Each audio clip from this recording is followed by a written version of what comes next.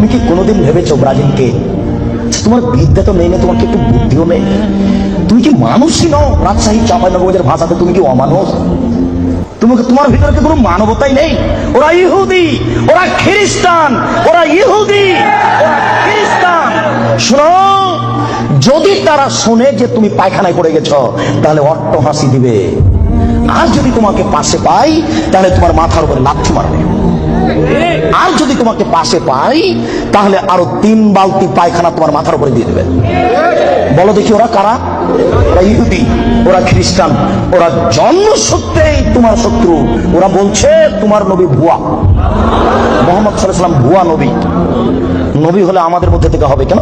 ইব্রাহিম আমাদের, সুলাইমান আমাদের, দাউদ আমাদের, মুসা আমাদের, ঈসা আমাদের, ইয়াকুব আমাদের, ইউসুফ আমাদের, সব নবী আমাদের। মুহাম্মদ নবী হলে ইহুদি খ্রিস্টানদের মধ্য থেকে হবে, আমাদের মধ্য থেকে হবে। আরে মুহাম্মদ নাকি পৌত্তলিকের মধ্য থেকে হয়েছে।